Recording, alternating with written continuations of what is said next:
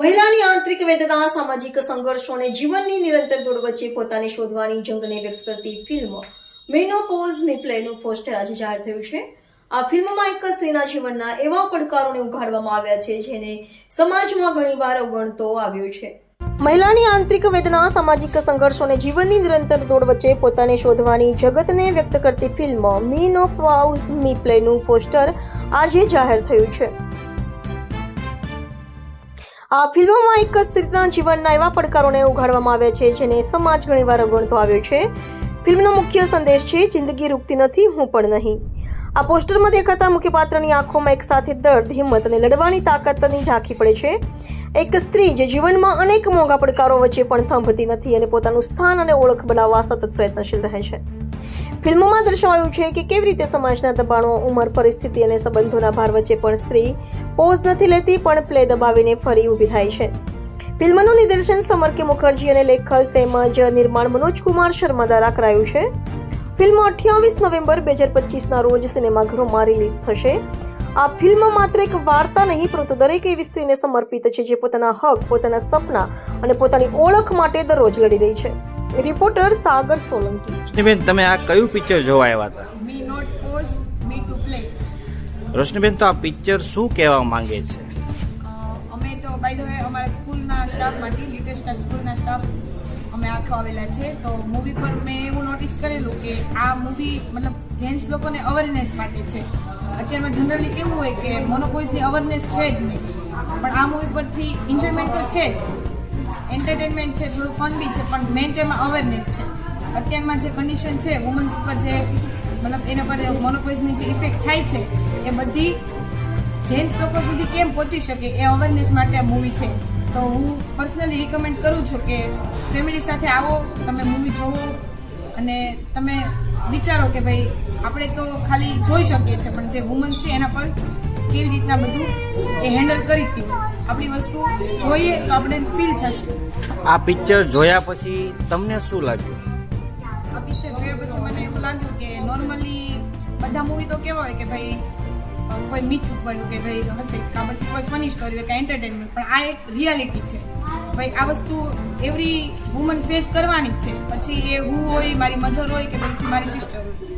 પણ આ મૂવીમાં કેવું થાય કે અત્યારમાં જનરલી આપણે એટલા મતલબ ફેમિલીમાં ખુલ્લીને ન રહી શકીએ કે આપણે આપણું મોનોપોઝ એકદમ ક્લિયર કોઈને કહી શકીએ કે અમારે આવું ફીલ થાય છે. તમે સ્ટાફમાં કેટલા લોકો આવ્યા છો? અમે સ્ટાફના 10 થી 12 મેડમ આવેલા છે.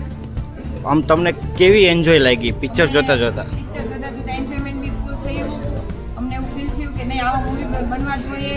મૂવીના ડાયરેક્ટરને બી અમે કહીશું કે હજી તમે આવા મૂવી બનાવો કે જે અવેરનેસ આપે. તો તમને શું લાગ્યું કે હજી આનો કાંઈક બીજો ભાગ લેડીઝ વિશે હા બીજો આવું જોઈએ? 10 ભાગ આવવા જોઈએ આનો. Okay, thank you. મીનાબેન, તમે કઈ જગ્યાએથી પિક્ચર જોવા આવ્યા છો? તો મીનાબેન, તમે જે પિક્ચર જોવા આવ્યા છો તો એ પિક્ચર શું કહેવા માંગે છે?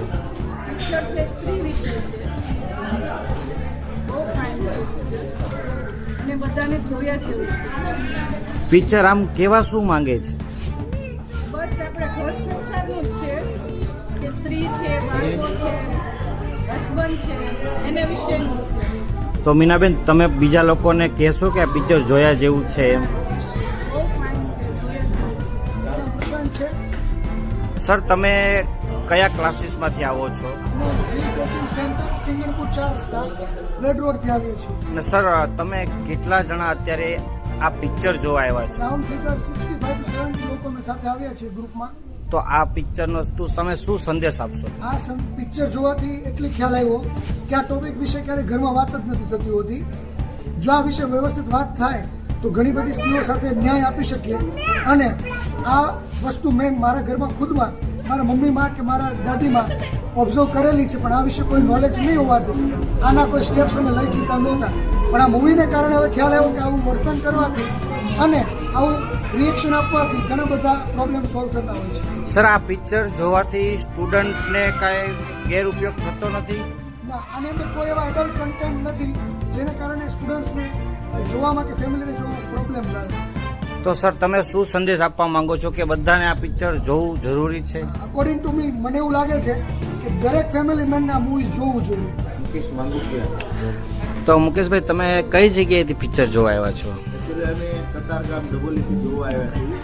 તો મુકેશભાઈ તમે કેટલા જણા સાથે પિક્ચર જોવા આવ્યા છો? તમે ફૂલ ફેમિલી સાથે અમે જોવા આવ્યા છીએ. મુકેશભાઈ આ પિક્ચર તમે જોયું તો આ પિક્ચર તમને શું કહેવા માંગે છે? એકચ્યુઅલી જે આમાં કહેવાનું સ્ત્રી ઉપર છે કે સ્ત્રીને કેટલી તકલીફ હોય છે આપણે સમજતા નથી. અત્યારે યુગમાં છે સ્ત્રીને કોઈ ગણકારતા નથી, બરોબર. બીજું પ્લસ કહેવાનું એવું છે કે સ્ત્રીની અત્યારે જે પિક્ચરમાં જે બતાવ્યું છે સ્ત્રી ઉપર વેદના, એ વેદના અત્યારે સ્ત્રીઓ ઘણા પણ કરે છે, પણ આપણે બહુ સારું છે અને બધાએ જોજો અને બીજા આવે એમને પણ જોવડાવજો. બહુ પિક્ચર ફાઇન છે. તો આ પિક્ચર જોયા પછી તમે કેટલા લોકોને સજેસ્ટ કરશો કે આ પિક્ચર જોયા જેવું છે? બહુ બધાને सजेस्ट करीश कि બધા તમે જોવા જાઓ. આ પિક્ચર બહુ જોવા लायक છે. मेरा नाम है चेतन चुड़ासमा और मैं यहाँ सूरत के लुप सिनेमा में मीनो कॉस्मिक प्ले का मार्केटिंग संभाल रहा हूँ. और आज सूरत के कतारगाम, वराछा, कामरेज, डिंडोली, सरथाना ये एरिया से आज घर के सारी पब्लिक मीन्स ऑडियंस आई है, सारे फैमिली मेम्बर आए हुए हैं और कॉलेज के प्रिंसिपल, डॉक्टर, कॉरपोरेट लेवल पे जो ऑफिसर्स है वो सारा लोग आए हुए हैं और ये फिल्म देख रहे हैं. फिल्म का विषय है कि आफ्टर 50 इयर्स के बाद जो महिलाओं को प्रॉब्लम्स होती है जिसमें मानसिक तनाव, बाल बिखरना जो भी है सब होता है, उस विषय पे ये फिल्म आधारित है और इसी में यही दिखाया गया है.